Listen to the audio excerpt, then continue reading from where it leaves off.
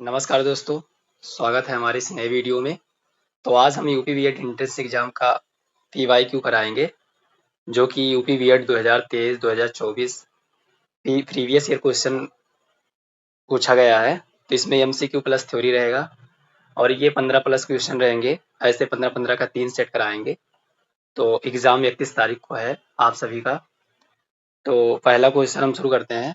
इसमें बताया गया है कि भारतीय संविधान कब लागू हुआ, जो कि यूपी बीएड 2023 में पूछा गया है।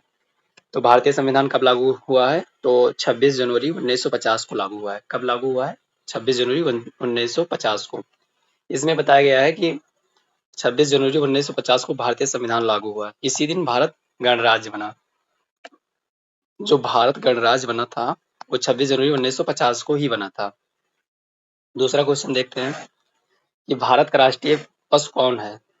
जो भारत का राष्ट्रीय पशु है वो क्या है? ये 2022 यूपी बीएड में पूछा गया था। तो क्या है इसमें? बाघ है। ऑप्शन नंबर सी सही रहेगा। भारत का राष्ट्रीय पशु बाघ है। यह शक्ति, साहस और समृद्ध वन्य जीवन का प्रतीक है। ओके। तीसरा नंबर क्वेश्चन देखते हैं। इसमें बताया है कि जय जवान जय किसान का नारा किसने दिया है? ये 2021 में पूछा गया था। तो जय जवान जय किसान का नारा जो दिया गया था वो लाल बहादुर शास्त्री के द्वारा दिया गया था। कब ये नारा दिया गया था? 1965 के भारत पाक युद्ध के समय दिया गया था। जो लाल बहादुर शास्त्री जी थे वो 1965 में भारत और पाकिस्तान के युद्ध के समय दिया गया था। वो बोले थे कि जय जवान जय किसान, जो कि 2021 में ये प्रीवियस ईयर क्वेश्चन में पूछा गया है। ओके। चौथा क्वेश्चन देखिए, भारतीय संविधान के जनक किसे कहा गया है? जो भारतीय संविधान के जनक है या जन्मदाता है, किसे कहा गया है? तो ये डॉक्टर भीमराव अम्बेडकर को भारतीय संविधान का जनक कहा गया है और इन्हें संविधान सभा का प्रारूप समिति के अध्यक्ष भी कहते हैं। जो संविधान सभा के प्रारूप समिति के अध्यक्ष थे वो डॉक्टर भीमराव अम्बेडकर ही थे। प्रश्न नंबर 5 क्या है? भारत की राजधानी कौन सी है? भारत की राजधानी क्या है? नई दिल्ली है। नई दिल्ली जो है भारत की प्रशासनिक राजधानी है। क्या है? प्रशासनिक राजधानी है भारत की। ये 2023 में पूछा गया था। उसके बाद छठा क्वेश्चन है कि विश्व का सबसे बड़ा महासागर कौन सा है? विश्व का सबसे बड़ा महासागर कौन सा है? ऑप्शन ए है अटलांटिक महासागर, ऑप्शन बी है हिंद महासागर, सी है प्रशांत महासागर और डी क्या है? आर्कटिक महासागर। तो इसमें ऑप्शन कौन सा सही रहेगा? ऑप्शन नंबर सी सही रहेगा। ऑप्शन नंबर सी प्रशांत महासागर। प्रशांत महासागर जो है विश्व का सबसे बड़ा और सबसे गहरा महासागर है। जो प्रशांत महासागर है वो विश्व का सबसे बड़ा और सबसे गहरा महासागर है। उसके बाद छठा क्वेश्चन देखिए कि भारत का राष्ट्रीय गान किसने लिखा है? भारत का जो राष्ट्रीय गान है वो किसने लिखा है? ये 2021 में यूपी बीएड एंट्रेंस एग्जाम में सवाल आए थे कि भारत का राष्ट्रीय गान किसने लिखा है। तो भारत का राष्ट्रीय गान रविंद्रनाथ टैगोर ने लिखा है और ये जन गण मन है। जो भारत का राष्ट्रीय गान जो है वो जन गण मन है। ओके। आठवां क्वेश्चन क्या है? सूर्य के सबसे निकट ग्रह कौन सा है? ये यूपी बीएड 2020 में पूछा गया है। क्या पूछा गया है कि सूर्य के सबसे निकट ग्रह कौन सा है? तो सूर्य के सबसे निकट ग्रह बुध है। ऑप्शन नंबर सी सही रहेगा। बुध सौर मंडल का सबसे छोटा ग्रह भी है। जो बुध है वो सौर मंडल का सबसे छोटा ग्रह भी है। ओके। प्रश्न नंबर 9 है कि भारत का राष्ट्रीय खेल किसे माना जाता है? भारत का जो राष्ट्रीय खेल है वो क्या है? तो भारत का राष्ट्रीय खेल क्या है? हॉकी है। क्या है? हॉकी। ऑप्शन नंबर बी सही रहेगा।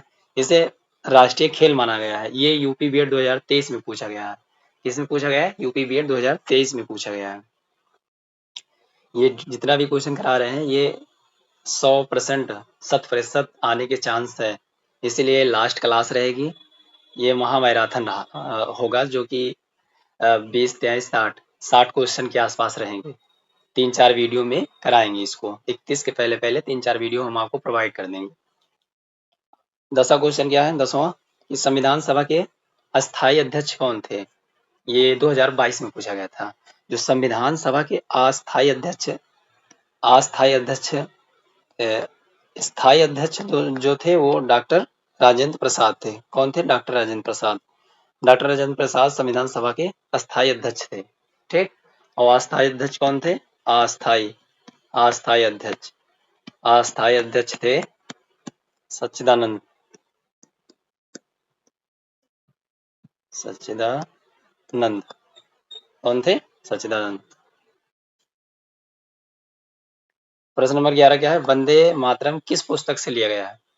तो वंदे मातरम आनंद मठ से लिया गया है। कहाँ से लिया गया है? आनंद मठ से लिया गया है। 2021 में ये क्वेश्चन पूछा गया था। वंदे मातरम बंकिम चंद्र चट्टोपाध्याय द्वारा रचित ये मतलब पुस्तक है। बंकिम चंद्र चट्टोपाध्याय। ये वंदे मातरम बंकिम चंद्र चट्टोपाध्याय द्वारा लिखा गया था। और ये जो है आनंद मठ एक पुस्तक है, उसी में ये संकलित है। यूपी बीएड 2021 में ये क्वेश्चन पूछा गया था। भारत में सबसे लंबी नदी कौन सी है? ये 2020 में पूछा गया था। कब पूछा गया था? 2020 में। तो सबसे लंबी नदी जो है गंगा है। इसकी ट्रिब्यूटरी, इसकी जो सहायक नदी है, इसकी सहायक नदी, गंगा की सहायक नदी कौन कौन सी है? गंगा की सहायक नदी गोमती है, घाघरा है, यमुना है, ये सब इसकी सहायक नदी है। ये गंगा से ऐसे निकलती है, ऐसे इसका गोमती, घाघरा, गंडक, बूढ़ी गंडक, ये सब सारे गोमती गंगा नदी से ही इसका ओरिजिन पॉइंट हुआ है। उसके बाद इधर है महानंदा, फिर उसके बाद बंगाल की खाड़ी पे ये जाके गिर जाती है। ओके, गंगा जो है सबसे लंबी नदी भारत की मानी जाती है। ओके, उसके बाद 13 क्वेश्चन है, यूएनओ की स्थापना कब हुई थी? ये 2023 में पूछा गया था। कब पूछा गया था? 2023 में पूछा गया था। ये 1945 में इसकी स्थापना हुई थी। कब हुई थी? 1945 में।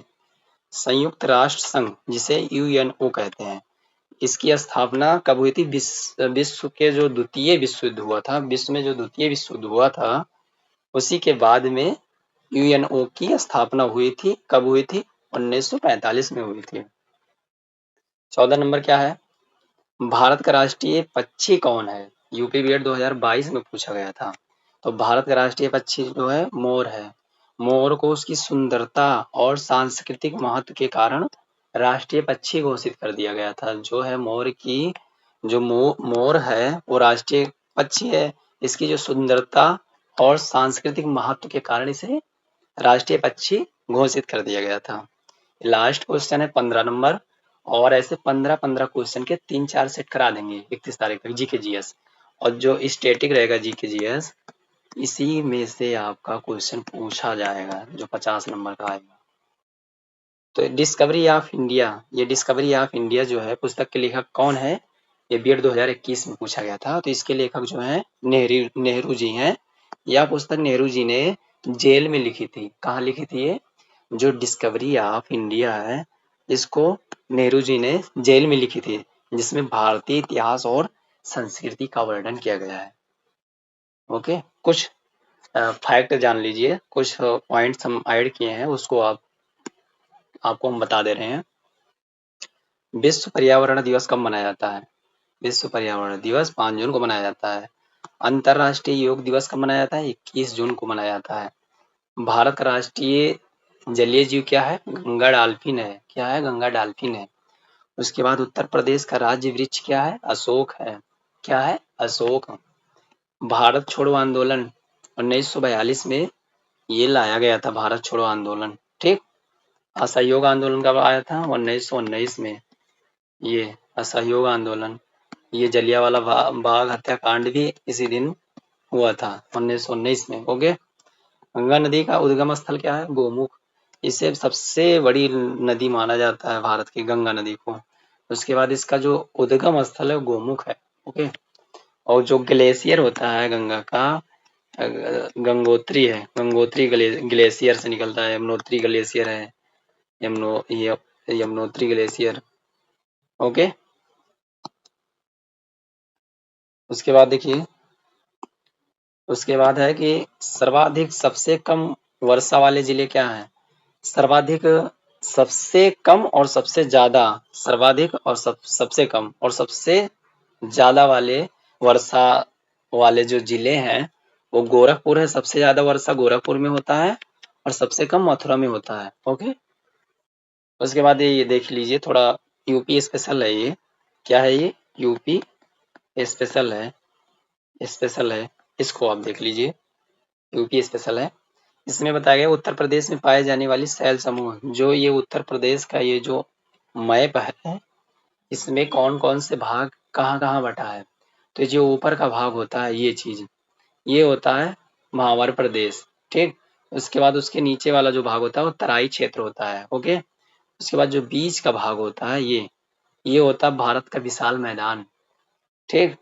ये जो विंध्याचल पर्वत है ये सबसे नीचे रहता है, जहाँ पे ललितपुर है और इधर मिर्जापुर सोनभद्र है, यहाँ पे इसका ये चीज है विंध्याचल पर्वत, ओके। अब इसमें देखिए उत्तर प्रदेश में पाए जाने वाले जो समूह है ये आर्कियन, विंध्ययन और गोंडवाना है। ये तीनों, आर्कियन ये है, ओके, विंध्ययन ये है और गोंडवाना ये, इतना सारा पार्ट ये है, ओके। अब भावर में देखिए, आर्कियन में भावर प्रदेश आते हैं और तराई क्षेत्र आते हैं। किस में आते हैं? आर्कियन में आते हैं। तो आर्कियन में क्या है? भावर और तराई क्षेत्र। भावर और तराई क्षेत्र में क्या है? निर्माण जो अवसादों से हुआ है, अवसादों से हुआ है। जितने भी, जैसे ये पर्वत है, ये जो पर्वत, ये चोटी है, यहाँ से जितने भी नदियां आती हैं, ये यहाँ से कंकड़ और कंक्रीट, जितने भी अवसाद सेडिमेंट है, उसको ये इरोड करते हुए ये लाकर एक जगह पे जमा कर देते हैं। क्या करते हैं? जमा कर देते हैं। जैसे ये पहाड़ है, ये अपना ऐसे ही इरोड करके नदियाँ जो है, कंक्रीट, मिट्टी और जो भी जितने भी पहाड़ के सेडिमेंट्स हैं, उनको इरोड करके एक जगह वो जमा कर देते हैं, वही अवसाद होता है। तो वही, उसी से भावर और तराई क्षेत्र बना हुआ है। किससे बना है? उसी से भावर और तराई क्षेत्र बना हुआ है, ओके। उसके आगे देखिए, उसके आगे क्या है? उसके आगे है कि सहारनपुर से लेकर कुशीनगर। ये सहारनपुर जो है, सहारनपुर कहाँ पे है? सहारनपुर यहाँ पे है। और कुशीनगर कहाँ है? यहाँ पे है। तो सहारनपुर और कुशीनगर से इसका जो एरिया है, सहारनपुर से कुशीनगर तक इसका जो एरिया है वो फैला हुआ है, सहारनपुर से कुशीनगर तक। उसके बाद है समतल एवं नम भूमि। ये जितने भी एरिया है ये समतल और नम भूमि वाले एरिया है।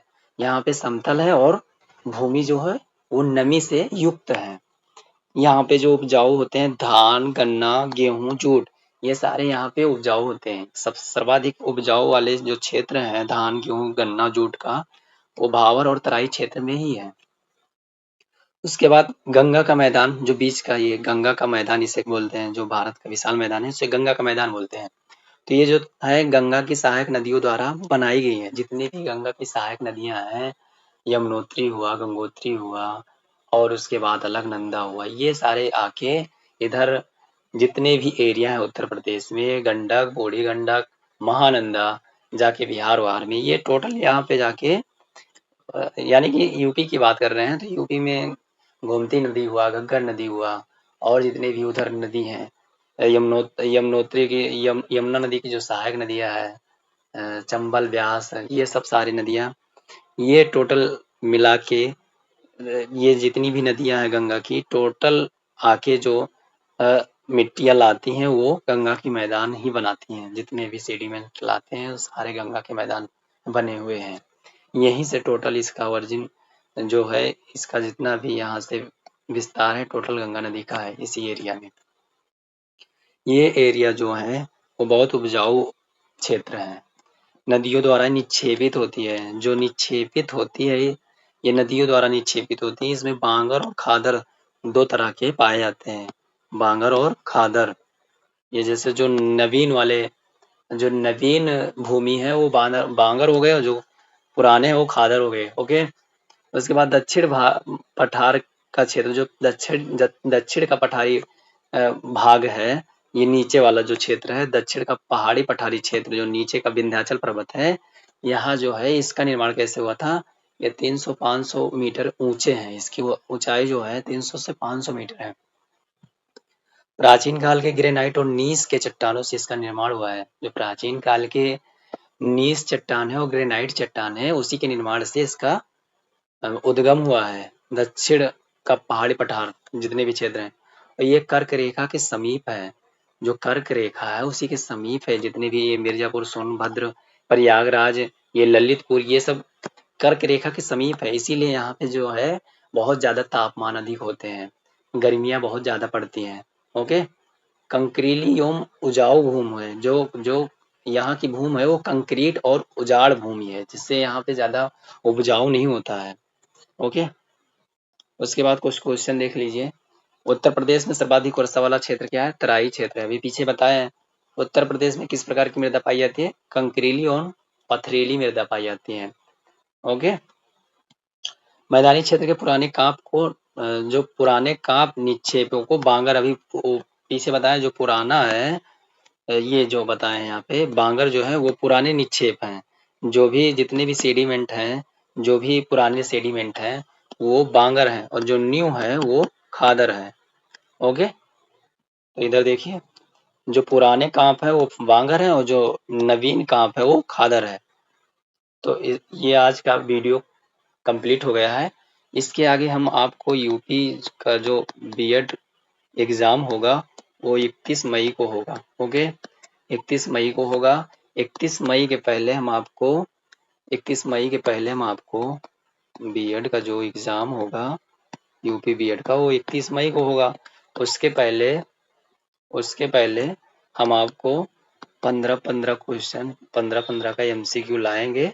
ये फर्स्ट वीडियो है, जो कि ये महा मैराथन है, इसमें मतलब 15 और लाएंगे, मतलब 60 क्वेश्चन लाएंगे। 3 वीडियो बनेगा इसका। ओके, 3 वीडियो इसका हम बनाएंगे। ठीक, 45 क्वेश्चन, जो कि एक इम्पॉर्टेंट क्वेश्चन रहेगा ये। इसमें आने की संभावना एकदम 100% है, 100% है। क्वेश्चन इसी से पूछा जाएगा। ये क्वेश्चन जो है हम बहुत एनालिसिस करके इस क्वेश्चन को बनाए हैं। यूपी स्पेशल का किताब उठाए हैं, उसके बाद यूपी बीएड के जितने भी प्रीवियस ईयर क्वेश्चन आए उसमें से क्वेश्चनों को हम संगठित करके उसका समरी निकाल के उसका कंक्लूजन निकाल के उसको इंक्लूड करके हम क्वेश्चन को, जो रिपीटेड क्वेश्चन है उसको हम इसमें ऐड किए हैं।